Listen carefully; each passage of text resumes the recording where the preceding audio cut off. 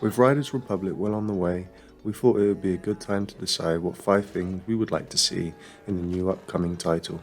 For anyone who is unaware, Riders Republic is a new extreme sports AAA title designed and developed by Ubisoft, the same publisher that brought to you Steep and Shaun White Snowboarding. That being said, let's jump straight into the video. Number 1. Bigger party sizes. It seems as though the sweet spot for party sizes in most games is around 3 or 4. And to an extent we can understand why. For example, in a shooting game, squad comms could be a little disorientating when the numbers start to rise. I don't think this is really applicable in an extreme sports sandbox game, however. For me, the availability to have as large a party as the game will possibly allow is an excellent opportunity to create some awesome community content. In Steep, PvP and parties were limited to just 4. With the current technology, we should expect more from Riders Republic. It has already been confirmed that the current gen consoles will allow in-game events of up to 50 plus players, 20 plus on the last gen, and team-based events of 6v6. This sounds very promising from our perspective. Full lobby sizes are yet to be disclosed, should there be fixed lobbies at all. Steep implemented a dynamic drop-in lobby system that put you amongst 3 other players that are playing within your ping range and your geographical location. A larger fixed lobby will increase the number of unique players you see in your lobby and keeps them fixed rather than dropping in and out. These changes have to happen in order for the game to stay true to its mission to unite the Riders of the Republic. 2. More interaction and engagement. If the game is built on the basis of community, then by definition it has to have capable and satisfying communication tools. A messaging service for non-party players to interact with each other and an extensive emote wheel to get your point across will be invaluable tools for a game of this ilk. Something that Steep bombed at was his lackluster interaction. It was literally one button that made your character shout and raise his or her hands. Pretty sterile. Thankfully, from what we've seen in the game preview video of Riders Republic, there should be plenty of memeable dance routines and gestures to show off with. Missing out on gameplay aspects like this is the difference between a game running in your CD tray or going dusty on your shelf. Number 3. Seamless matchmaking. So as I mentioned, we've heard about the 50 plus player in-game events coming to Riders Republic. In order to keep up with the ever-growing demand for massive online multiplayer, it makes total sense for Riders Republic to grab a piece of this pie. If you jump into any racing game, you'll find that the matchmaking systems just aren't as polished as matchmaking in a shooting game, for example. Of course, racing games require the player to be there at the start of the race. You cannot just jump into a race like you could a shooting game, but there has to be improvements or optimizations in this area in order to keep the player base reoccurring. For me, my incentive to play instantly drops off the moment I'm forced to wait for things. Unfortunately, Forza Horizon 4 is an excellent example of this.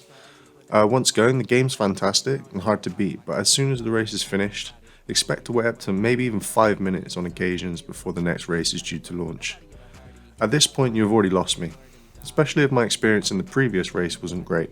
The internal mechanisms, the guts of the game have to be quite solid, quick and engaging. It's probably quite rich for a guy with no engineering experience to say that this has to happen when I don't fully understand the requirements to make it so. If there is no choice but to wait, why not add a waiting lobby like most BR games have at this moment? The ability to qualify for your position on the grid whilst you wait could also be a possibility. For a game like this, your attention needs to be constantly captured. I cannot wait to see the scale of these large 50 player plus races. I think the success of those races will determine the success of the game. 4. New gameplay elements. For sure, we are seeing brand new gameplay elements that we didn't see in Steep. This time round there is a core focus on community, so communication needs to be drastically improved if compared to their previous title. I would love to see an extensive and complex emote system that we see on titles such as Red Dead Redemption 2 or Fortnite. Gameplay elements like this only enrich your playing experience. There is a rebellious underlying theme given off when you watch the Riders Republic trailers. Competition also seems to be at the heart of this game. It makes sense that they could introduce maybe some combat elements to the game, like a knockdown feature seen in SSX3, or the ability to throw snowballs, like in Shaun White Snowboarding. It could add a survival dynamic not seen in games like this for a long time, something I would embrace if applied correctly. If Ubisoft really are truly planning to build a completely interactive open world, then why not add shops or destinations of a similar kind to give players a reason to travel? make certain shops unique to particular locations to incentivize exploration, something that Steep made no attempt to do at all. All customization on Steep was done from a menu. It's quick, it's easy, but there's really no creativity or purposeful application to their beautiful open world that they built, and that's a shame. And finally, number 5. Steep's Trails and Replay System.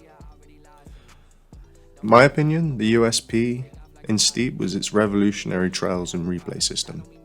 It's something that I've never seen in a game before, and it actually worked amazing. The game's internal memory was capable of storing vast quantities of your rider history, so that you can capture every second of your session.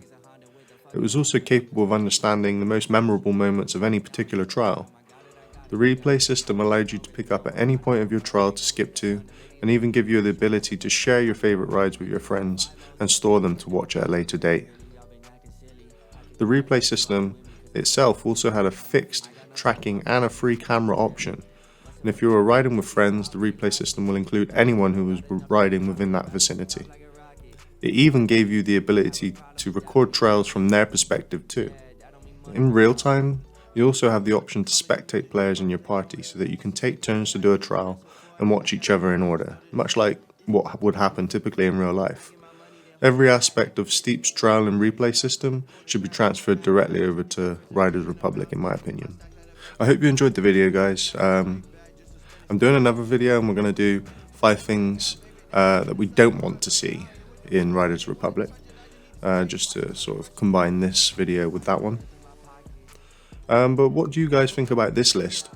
Is there anything that you would have in your top 5 instead of ours? Make sure to let us know in the comments, and we'll definitely reply back to you guys. Hope you'll be here for the next video, guys. Have a wonderful day.